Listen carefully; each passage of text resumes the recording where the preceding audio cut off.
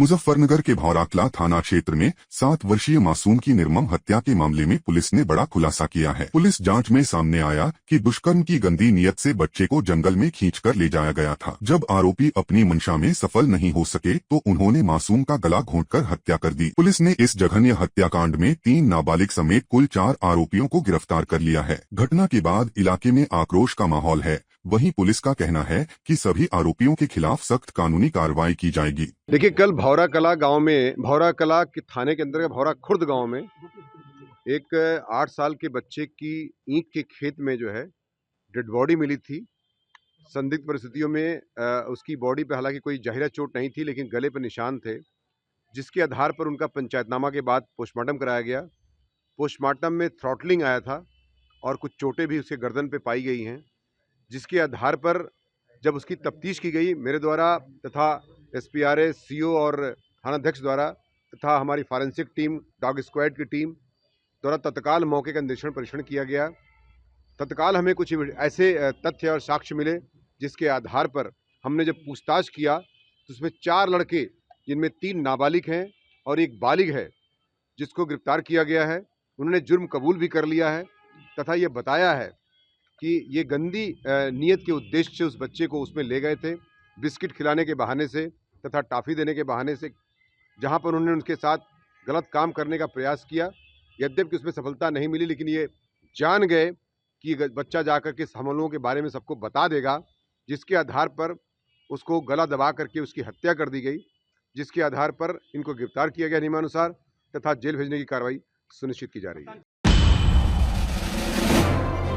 मुजफ्फरनगर में राष्ट्रीय सड़क सुरक्षा माह के तहत नगरवासियों को यातायात नियमों के प्रति जागरूक करने के उद्देश्य से एक जागरूकता रैली का आयोजन किया गया। इस रैली में नगर पालिका अध्यक्ष मीनाक्षी स्वरूप, परिवहन अधिकारी सुशील मिश्रा, ट्रैफिक पुलिस, स्थानीय पुलिस एवं नगर पालिका की टीम शामिल रही। अधिकारियों ने आम लोगों को हेलमेट पहनने, सीट बेल्ट लगाने, तेज रफ्तार से बचने और ट्रैफिक नियमों का पालन करने का संदेश दिया। प्रशासन का कहना है कि सड़क दुर्घटनाओं में कमी लाने के लिए जागरूकता ही सबसे बड़ा हथियार है और इसी उद्देश्य से यह अभियान लगातार चलाया जा रहा है। ये संदेश हर उस वाहन चालक के लिए है, वाहन उपयोगकर्ता के लिए है कि वाहन चलाते समय यातायात के नियमों को पूरी तरह पालन करें, क्योंकि अपने देश में उत्तर प्रदेश सड़क दुर्घटनाओं में बहुत ज़्यादा आगे है। उसकी कई वजहें हैं, जैसे हेलमेट न लगाना, सीट बेल्ट न लगाना, ओवर स्पीडिंग करना, गलत ढंग से ओवरटेकिंग करना, नशे में वाहन चलाना। इन सब वजहों की वजह से देखिए, अभी आपने देखा होगा जानसठ वाले फ्लाईओवर पे इस ओवर स्पीड से मोटरसाइकिल ट्रैक्टर के पीछे घुस गई, एक ही परिवार के 3 लोग एक्सपायर हो गए। तो हम या शासन ये चाहता है कि सड़क दुर्घटनाएं कम हों। देखिए, राष्ट्रीय सड़क सुरक्षा माह का पूरा माह चल रहा है ये, तो उसी के संदर्भ में हमने ये रैली निकाली है कि अभी एक्सीडेंट्स होते रहते हैं, रोड एक्सीडेंट बहुत होते हैं और अभी हमारे जानसठ बाईपास पे बहुत बड़ा एक्सीडेंट हुआ है, 3 लोग चले गए, पूरा परिवार खत्म हो गया।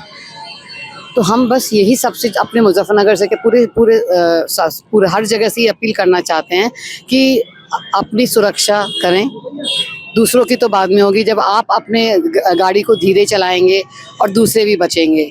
दूसरों को रास्ता पहले दीजिए, जब आप दूसरों को रास्ता देना सीख लेंगे तो कभी एक्सीडेंट्स नहीं होंगे। सीट बेल्ट पहनिए, रेड लाइट पे रुकिए, गति का ध्यान रखिए, हेलमेट ज़रूर पहनिए और सभी के लिए ये वो है निर्देश हैं कि सड़कों पर बहुत ध्यान से अपनी सुरक्षा का पूरा ध्यान रखते हुए, दूसरों की सुरक्षा का ध्यान रखते हुए ट्रैवल करें और इसी संदर्भ में हमने ये रैली निकाली है। मुजफ्फरनगर में वरिष्ठ पुलिस अधीक्षक संजय कुमार वर्मा ने SSP कार्यालय का वार्षिक निरीक्षण किया। निरीक्षण के दौरान कार्यालय में लंबित फाइलों, दस्तावेजों और पेंडिंग कार्यों को देखकर SSP ने संबंधित अधिकारियों की कड़ी क्लास ली। उन्होंने साफ शब्दों में कहा कि किसी भी स्तर पर लापरवाही बर्दाश्त नहीं की जाएगी और सभी कार्य तय समय सीमा में पूरे होने चाहिए। SSP ने दस्तावेजों के अपडेट स्टेटस की बारीकी से समीक्षा की और यह भी जाना कि कंप्यूटराइजेशन से जुड़े कार्य सही तरीके से अपडेट किए जा रहे हैं या नहीं। निरीक्षण के दौरान कार्यालयीय व्यवस्था को दुरुस्त करने और कार्य प्रणाली में पारदर्शिता लाने के निर्देश दिए गए। देखिए, वार्षिक मुआयना आज मेरे द्वारा किया गया है, चूँकि हर वर्ष में जनवरी के महीने में या फरवरी के महीने में वार्षिक मुआयना जो है हर ऑफिस से किया जाता है, ताकि किसी कर्मचारी को कोई लंबित मामला तो नहीं है, अगर दंड मिला है तो उसकी क्या स्टेटस है, अगर उसका छुट्टी सैंक्शन हो गई है तो उसका क्या स्टेटस है। इन सब मामलों में बड़े बाबू ऑफिस है, अकाउंट ऑफिस है, LIU ऑफिस है, जो फॉरेनर्स वगैरह आते हैं वो सही उसका मेंटेनेंस किया जा रहा है कि नहीं किया जा रहा है। सारे त्योहारों के बारे में LIU ऑफिस में एंट्री की जा रही कि नहीं की जा रही है। बाकी साफ़ सफाई तथा जो डॉक्यूमेंट्स है उसका स्टेटस तथा उसका अपडेशन हुआ है कि नहीं हुआ है।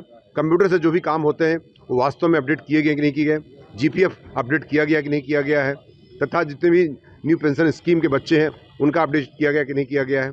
इस तरह से सारी चीज़ें जो है चेक की गई हैं और उसमें कुछ कमियां भी पाई गई हैं, जिसके आधार पर संबंधित को निर्देशित किया गया है, ताकि अग्रिम कार्रवाई कुछ लोगों को दंडित भी किया गया है।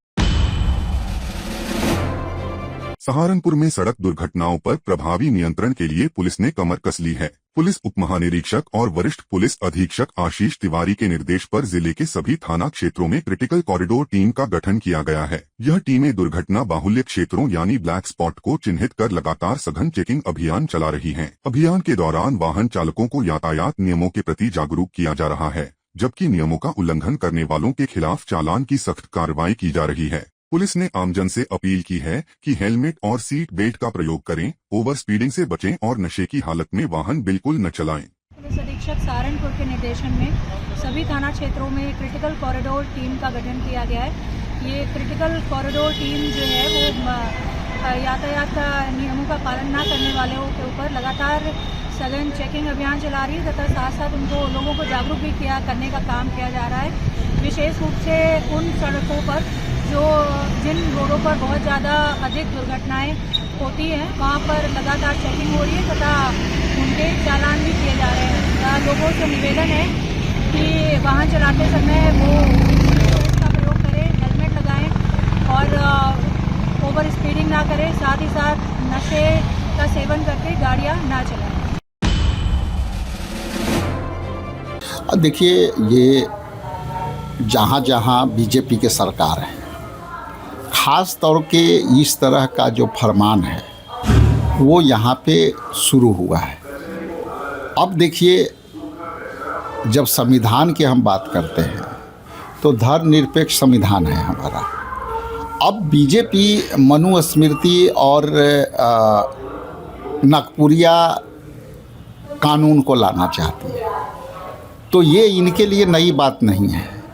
आप देखिएगा कि किसी धर्म विशेष पर लगातार टारगेट हो रहे हैं, तो इसको यदि हम देखें संविधान के, तो ये लोग सीधे सीधे संविधान को ख़त्म करना चाहते हैं और ये सब देख करके देश में एक बहुत ही ख़राब माहौल बनाना चाहते हैं।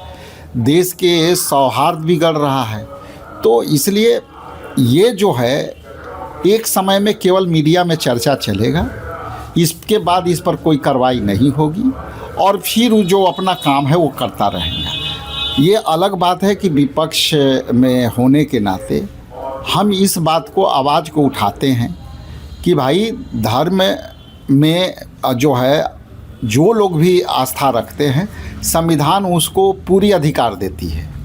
तो उसी तरह से कई ऐसे अधिकार हैं जो उस अधिकारों से लोग लड़ रहे हैं, संघर्ष कर रहे हैं और बीजेपी लगातार उस पर हमला कर रही है।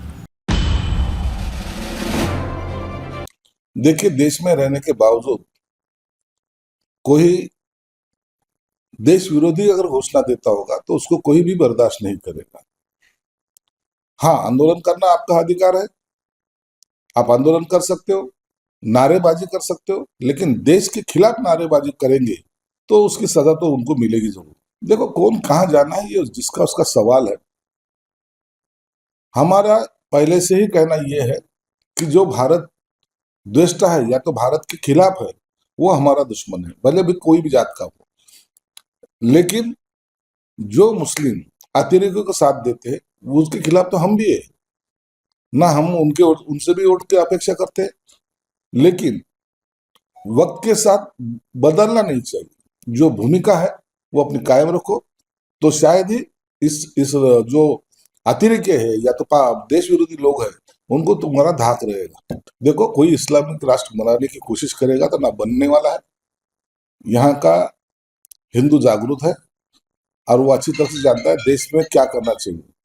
इसलिए अगर किसी ने बनाने की बहुत सालों से भी मंशा रखी होगी तो उनको करारा जवाब भारत ने दिया है, और उस अतिरेकी कार्रवाई को आज भी उसी तरीके से जवाब दिया जा रहा है।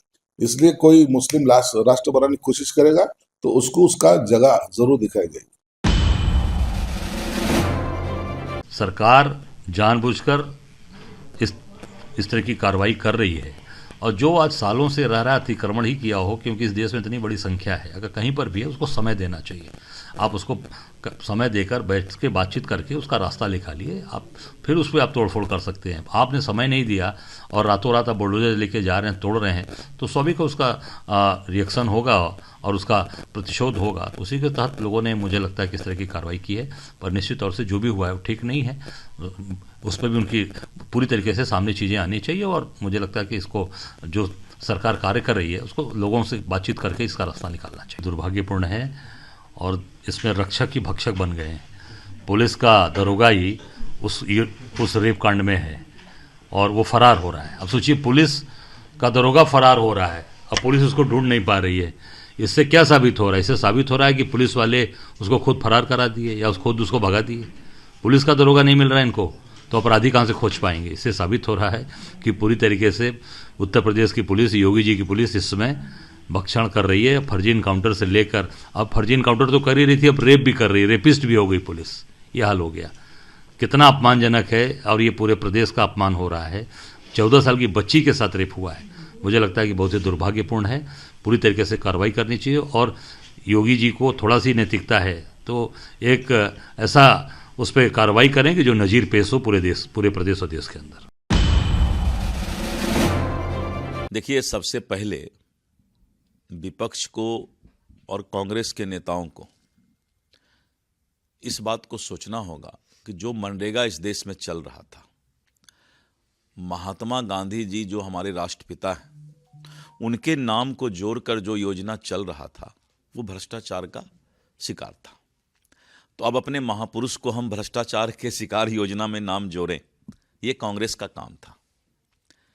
लेकिन हम लोगों ने मनरेगा को नए पॉलिसी ला करके 100 के बदले 125 दिन का रोजगार का गारंटी दिया। और इतना ही नहीं, पहले सिर्फ मिट्टी भरवा करके और इस योजना में लूट होने का काम होता था, लेकिन अब इसमें इंफ्रास्ट्रक्चर भी तैयार किया जाएगा। और इसका नाम जी राम जी का मतलब लोग गलत लगा रहे हैं। इसका मतलब है, जी राम जी का फुल फॉर्म है विकसित भारत गारंटी फॉर रोजगार एंड आजीविका मिशन ग्रामीण। इसका फुल फॉर्म यही है। तो यही हम काम भी कर रहे हैं इस योजना के तहत, और इसको धरातल पर उतारा जाए, इसके लिए एनडीए की सरकार प्रयासरत है कि एक एक गरीब को रोजगार मिले, उनको मजदूरी समय पर मिले, और इसका पूरा चिंता इस ऐप के तहत किया गया है।